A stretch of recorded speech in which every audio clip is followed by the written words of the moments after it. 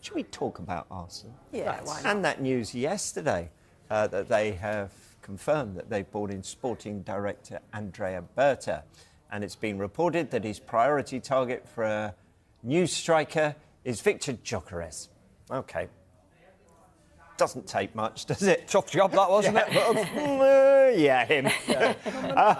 But that's great news, isn't it? If you're an Arsenal fan, suddenly someone coming in saying, oh, I think we need to bring in a striker. Would that be a good choice if they could get that deal done? Yeah, I think it would be. Depends on the price. I think it always depends on the value of a player and what you can get him in for. But I think what you've seen with him is that he's improved year upon year and there's been a progression within his game. I know he scored a lot of goals for Sporting, but I do still feel like there's a huge step up back into the Premier League to be able to do that. You're also a club who will be fighting. Hopefully, they'll be hoping for a Premier League title next year, so there's bigger responsibility on your shoulders to be able to do that. But it depends on the price tag. I think that's the big question with them. I think Arsenal fans will be also saying, well, why not Isak? Why not go in for him? OK, in an ideal world, if they're both valued at the same money, Isak all day. You go for Isak. Yeah. Newcastle fans will hate even talking about this because they'll desperately want to keep hold of him, won't they? So but I just think... You're not going to Newcastle for your summer holiday now? No, I'm not. No, I'm not. But I think, just because you know what he can do in the Premier League, you know what he's capable of, that consistency of performance there. He is the all-round striker. Like Stephen said, Gyökeres has obviously showed his development and his progression. But clearly, that's exactly what a sporting director will do straight away. Will come in and go, well, we need attacking reinforcements, and that number 9 position has to be the priority. So we can sit here now and say Isak, but you're saying that purely, like as Sue says, off the back of the leagues that they're playing in.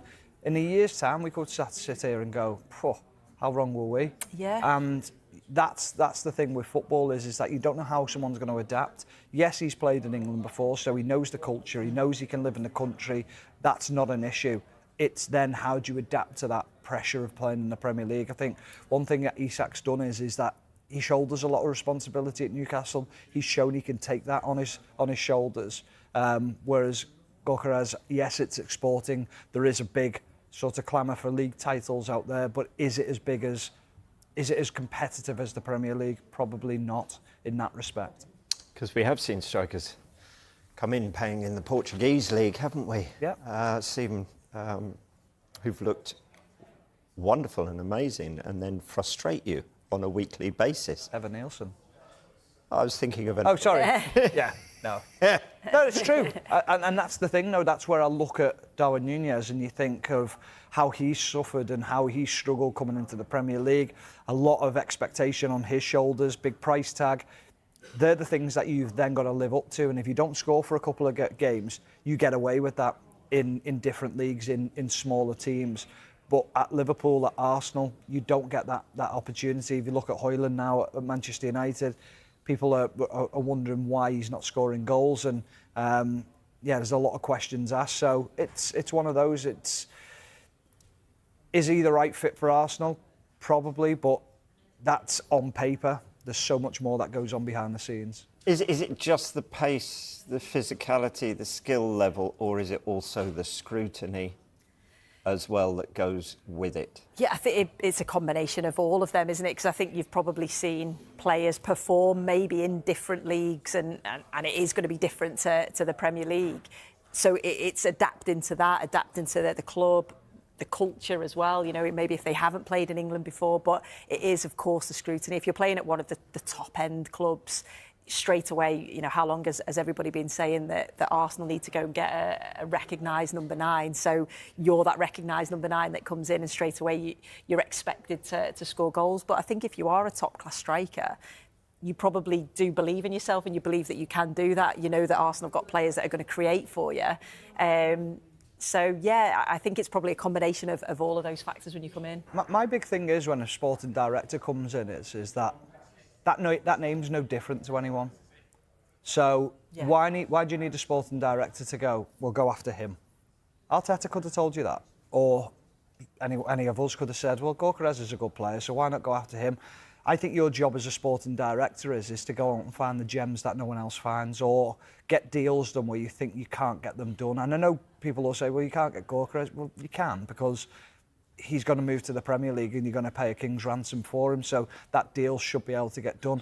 It's the other players that you've got to fill in the gaps in the squad that you're thinking, okay, where can we go and find good players and the gems that are going to not only add to our squad, but add value to the squad as well. So if we do need to sell players down the line and raise money, then we've got players that were adding value to the squad. I think that's why we speak so highly, isn't it, about the likes of Brentford and Brighton and, you know, teams like that do bring in players that you go, oh, not really heard of them, and then suddenly, you know, they go for, you know, £100 million, and you think, well, that's a real clever sporting director, isn't it? A real clever club where they bring in players that you don't know, maybe a young player, and then they develop them and sell them on for whatever value. But I do think with Arsenal, not only is it about bringing the right players in, it's also probably about signing the players that are, or re-signing the players that are already there if they're coming towards the end of the contract, and maybe getting rid of some of the ones that they don't want. And I just think it's so important that he's got that relationship with Arteta as well. You know, it's a communication between the two of them. Yeah, it's not just him going out. It's about how they work together, and I think that will be key. But those clubs you mentioned, Sue, they rely very much on statistics, don't they? Yeah. And kind of this idea of looking at all the stats and all the metrics. But what you're saying, Stephen, is that ability to perform under the most intense scrutiny is the intangible one of it, isn't it? Because there's you no just metric don't for it. know. No. There's no metric for that. That's the difficult one to be able to sort of find, isn't it? And that's why it's so difficult when you are signing players, is can they do it at the highest level? I mean, the notable ones in the Premier League are Kevin De Bruyne and Mohamed Salah. Both failed at Chelsea, or deemed to have failed at Chelsea, but were very young when they went to Chelsea, went away, proved that they could do it. And when Kevin De Bruyne re-signed into the Premier League at Manchester City, everyone went, yeah, but he failed at Chelsea. He can't do it in the Premier League. But the managers saw something different. Salah, they saw something different in him as well. And it's trying to pick out what you're looking for as a scout to know that you can do it under pressure. And what you're trying to find is you're trying to watch them in the most pressurised situation in games, and do they sink or swim in them games? And I think that's where you can find a barometer on those players as to how courageous they are, how strong mentally they are in them situations. Well, we're still waiting for Mikel Arteta to arrive for his news conference, but let's have a look at these pictures. Because look, here is Andrea Berta there for the news conference today. Let's go around shaking a few hands. There is going to be a lot of scrutiny on him, isn't there, Sue? And this idea that he has to, in some ways, produce a magic wand and deliver.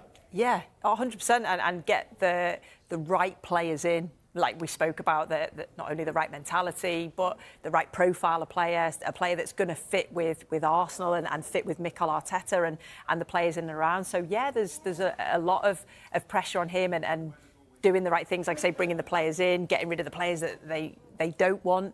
But he'll certainly back himself. He's done it. He's well known, isn't he, for bringing in top quality players. So